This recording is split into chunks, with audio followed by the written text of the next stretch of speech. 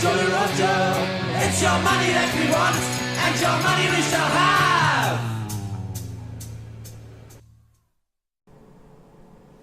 I'm back from my second assessment, this time for Employment Support Allowance, or ESA, which it's technically, usually, the larger of the two kind of incapacity type benefits that you can get, but it was a lot less in depth than the personal independence payment interview that I did, the assessment I did there.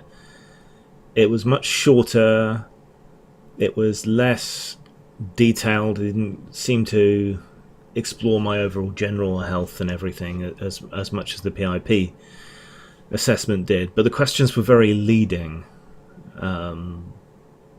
So like, okay, what do you do? How do you pass the time, sort of thing, like trying to spring the trap, because if you do anything that means you're capable of work, I suppose that's when they spring the trap and then deny you the assistance.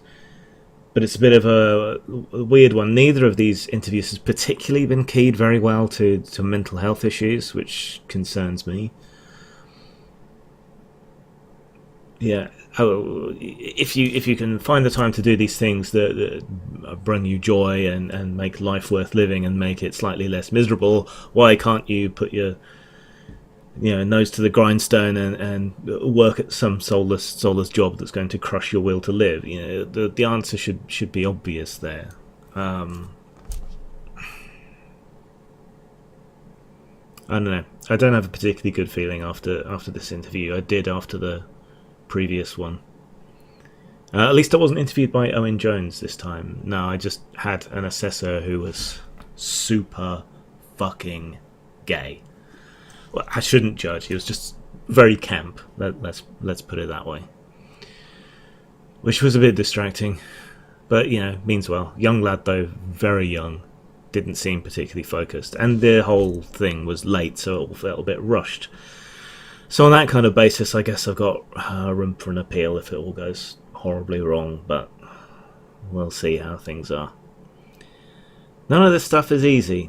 It's when I was unemployed for a long time, just maintaining unemployment benefit was practically a full-time job, and it looks like maintaining this kind of assistance is something like that too, and the level of suspicion is just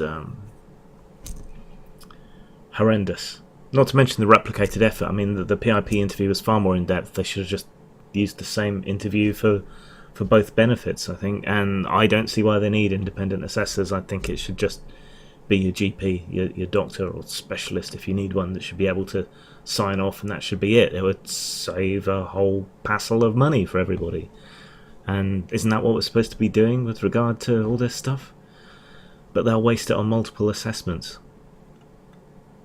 I don't know what it's like with benefit fraud, but with job seekers fraud, with unemployment benefit fraud, it used to be the case, I don't know whether it still is, but it used to be the case that more was spent chasing people who were cheating the system than was lost by people cheating the system.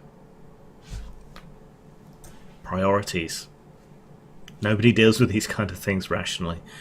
Anyway, I'll let you know how it all goes. Weirdly, I feel worse now that it's all over, but and then the idea is for this to be less stress in the long run and help me get better, but I don't know.